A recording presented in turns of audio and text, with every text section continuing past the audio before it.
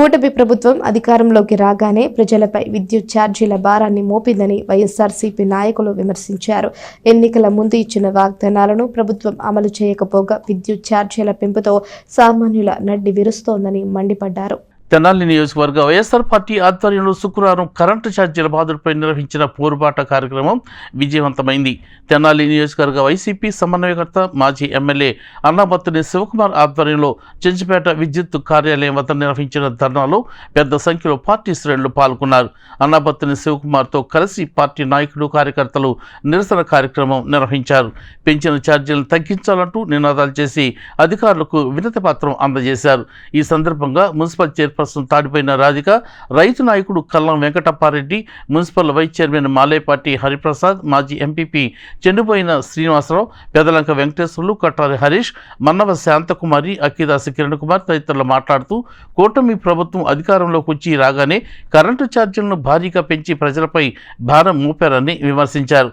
ఎన్నికల ముందు ఇచ్చిన సూపర్ 6 హామీల్లో ఏ ఒక్కటైనా సక్రమంగా అమలు చేశారా అని వారు ప్రశ్నించారు. హామీలను విస్మరించడమే కాకుండా ఇప్పుడు ప్రజలపై ఛార్జీల భారం మోపుతున్నారంటూ వారు మండిపడ్డారు. ధర్నా కార్యక్రమంలో పెద్ద సంఖ్యలో పార్టీ నాయకులు, కార్యకర్తలు, ప్రజలు పాల్గొన్నారు.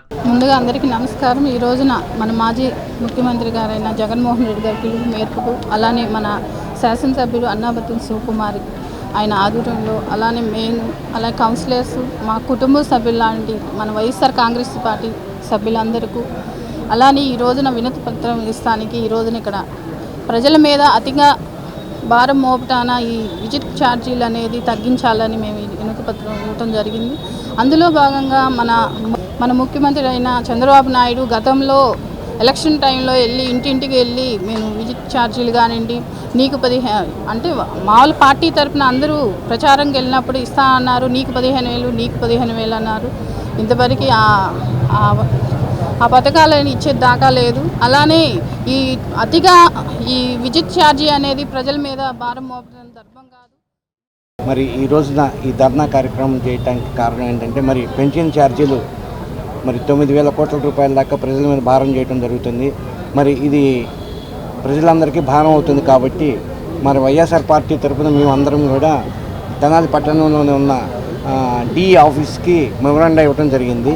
మరి ప్రజలందరూ కూడా దీన్ని గమనించుకొని ఈ విధంగా ఛార్జీలు మోపు చేయడం వల్ల ప్రజలకు చాలా ఇబ్బంది కలుగుతుందని, మరి దాని తరఫున మేము వైఎస్ఆర్ పార్టీ తరఫున ఈ ధర్నా చేయడం జరుగుతుంది. ఆనాడు చంద్రబాబు నాయుడు వారు ప్రజలకు ఇచ్చినటువంటి హామీని మరిచిపోయి పూర్తిగా ప్రజలను మోసం చేసి ఈరోజు ఈ రకంగా కరెంటు ఛార్జీలను పెంచుతూ నిర్ణయం తీసుకోవడం ప్రజలందరినీ, ఈ లక్షలాది మంది, కోట్లాది మంది ప్రజలను మోసం చేయటం కాదా? ఇది ఈ రాష్ట్ర ప్రజలను చీటింగ్ చేయటం కాదా? ఇది 420 కిందకు రాదా? న్యాయ నిపుణులందరూ కూడా ఒకసారి ఆలోచించవలసిందిగా కోరుతున్నాం. వీరి మీద ఎన్ని కేసులు పెట్టాలి? ఈ విధంగా ప్రజలను మోసగించిన వాళ్ళ మీద ఎన్ని కేసులు పెట్టాలి? వీళ్ళని ఎందుకు 420 కింద ప్రాసిక్యూట్ చేయకూడదు అని మా వైఎస్ఆర్ కాంగ్రెస్ పార్టీ శ్రేణుల తరపున, ఈ రాష్ట్ర ప్రజల తరపున, ఎవరైతే ముఖ్యంగా ఈ కరెంటు ఛార్జీలు పెరగడం వలన మోయలేని భారం మోస్తూ ఆర్థికంగా చితికిపోతున్నారో వాళ్ళందరి తరపున ఈ ప్రభుత్వాన్ని డిమాండ్ చేయడం కోసం ఈ నిరసన కార్యక్రమం చేపట్టడం జరిగింది. జగన్మోహన్ రెడ్డి గారు ఇచ్చినటువంటి పిలుపు రాష్ట్రంలో ఎప్పుడూ లేనంత విధంగా విద్యుత్ ఛార్జీలు, దాంట్లో సర్ఛార్జీలు అని చెప్పి ఒక ఆప్షన్ పెట్టి ఎస్సీ ఎస్టీ అని కూడా లేకుండా ప్రతి ఒక్కరికి కూడా కమర్షియల్ అయితే మరీ దారుణంగా పెంచుతున్నారు.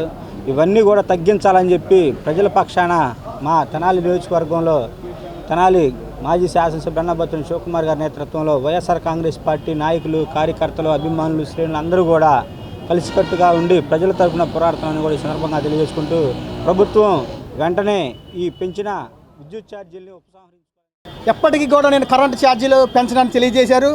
కానీ ఇప్పుడున్న పరిస్థితుల్లో చూసుకుంటే 200 ఉన్న యూనిట్లు ఇప్పుడు 600, 600 ఉన్నది 1000 యూనిట్లు. ఈ విధంగా కూడా క్రమక్రమేణా పెరుగుతూ ఉన్నాయి.